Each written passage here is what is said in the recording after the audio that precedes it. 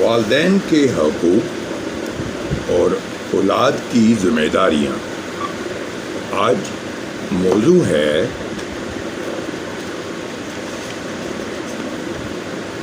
والدین کی آنکھوں کی ٹھنڈک بن جائیے۔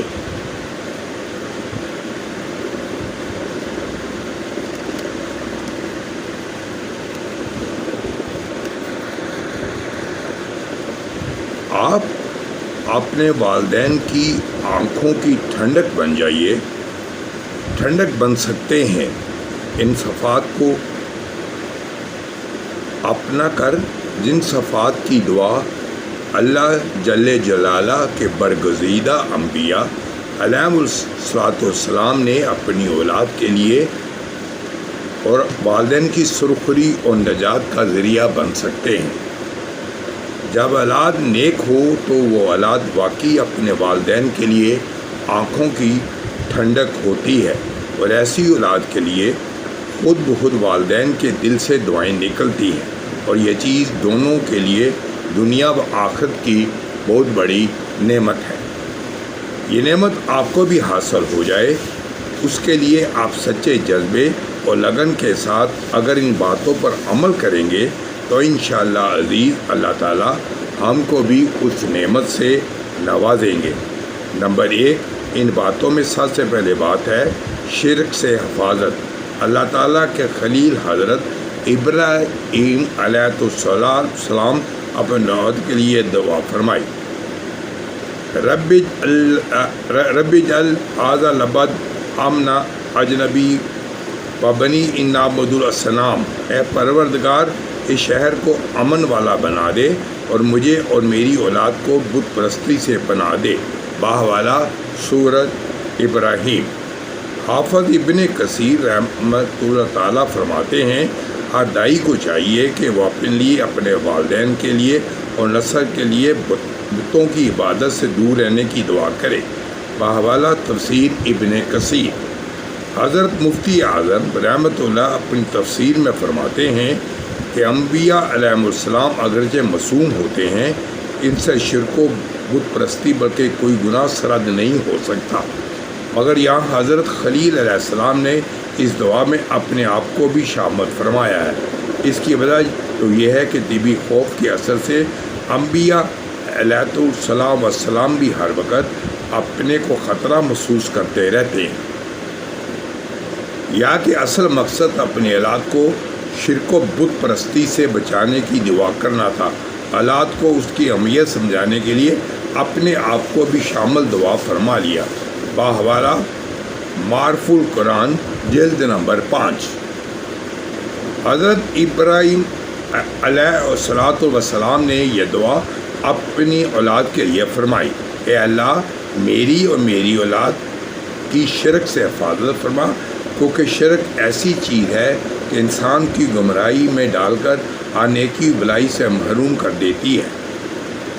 حضرت مفتی اعظم رحمۃ اللہ اپنی تفسیر میں فرماتے ہیں کہ دوسری آیت میں اپنی اس دعا کی وجہ یہ بیان فرمائی کہ بت پرستی سے ہم اس لیے پناہ مانگتے ہیں کہ ان بتوں نے بہت سے لوگوں کو گمراہی میں ڈال دیا ہے۔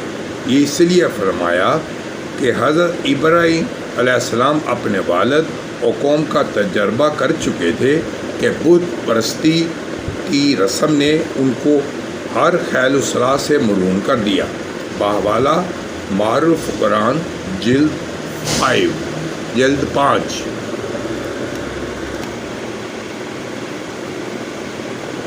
حضرت ابراہیم علیہ السلام نے یہ دعا اپنی اولاد کے لیے فرمائی، اے اللہ میری اور میری اولاد کی شرک سے حفاظت فرما، کیونکہ شرک ایسی چیز ہے کہ انسان کو گمراہی میں ڈال کر ہر نیکی اور بلائی سے محروم کر دیتی ہے۔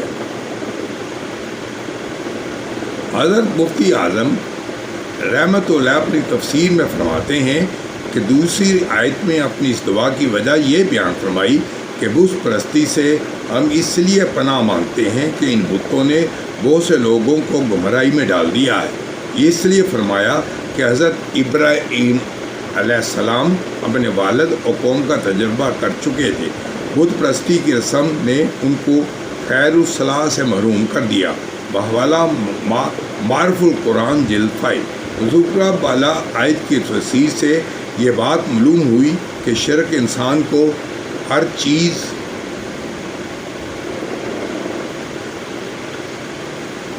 مذکورہ بالا آیت کی تفسیر سے بات معلوم ہوئی کہ شرک انسان کو خیر و بلائی سے محروم کر دیتا ہے اور پھر انسان اپنے مرتبے کو بلا کر حیوانیت کے مرتبے سے بھی نیچے چلا جاتا ہے۔ اس لیے انبیاء علیہ السلام نے اپنی اولاد کے لیے خاص طور پر شرک سے حفاظت کی دعا فرمائی۔ ایک مومن کو جتنی خوشی اس بات سے ہوتی ہے کہ اس کی اولاد ایمان والی اور شرک سے بچنے والی ہو، اور کسی اور بات سے اتنی نہیں ہوتی، کیونکہ جب اولاد شرک سے بچنے والی اور دین پر جلنے والی ہو تو اپنے والدین کا ہر طرح کا خیال رکھتی ہے۔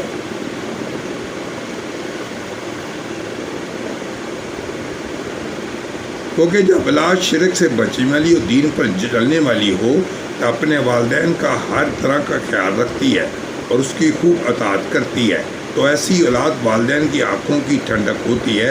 تو آپ بھی شرک سے بچیے اور اپنے والدین کی آنکھوں کا ٹھنڈک کا ذریعہ بنیے۔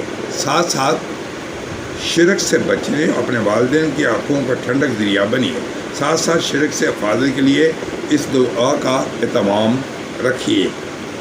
اللہ معوذ بک من اشرک بک شوارنا عالم و استغفرک نما لا علم۔ اے اللہ، میں تیری پناہ چاہتا ہوں اس بات سے کہ میں تیرے ساتھ کسی کو شریک کروں، اور اس حال میں میں جانتا ہوں اور جو میرے علم میں نہیں ہے، اس لیے تجھ سے مغفرت چاہتا ہوں۔ نمبر 2، دوسری چیز یا دوسری صفت جس کو اختیار کرے آپ اپنے والدین کی آنکھوں کی ٹھنڈک بن سکتے ہیں، وہ نماز ہے۔ نماز کی ادائیگی کے متعلق جتنی تاکید اللہ تعالیٰ نے اپنے کلام پاک حضور اکرم صلی اللہ علیہ وسلم نے حدیث مبارکہ میں ارشاد فرمائی ہے، اتنی تاکید کسی اور چیز کے متعلق نہیں فرمائی ہے۔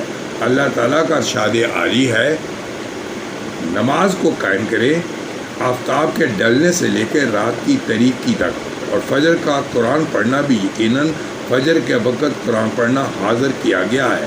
سورۃ بحوالہ، سورۃ بنی اسرائیل۔ اس طرح آپ صلی اللہ علیہ وسلم نے فرمایا، الصلاۃ عماد الدین، بحالہ مطلب احادیث، نماز دین کا ستون ہے۔ لہذا آپ ذرا غور کیجئے نماز کی دین میں کتنی زیادہ اہمیت ہے۔ سینکڑوں آیات اور حدیث اس پر گواہ ہیں۔ اس سے اللہ تعالیٰ۔ نمبر 3، رب اجعلنی مقیم الصلاۃ من ذریتی ربنا تقبل دعا۔ نمبر 3، تیری صفت خدمت ہے، خدمت ایسی کہ جس سے صرف اللہ تعالیٰ۔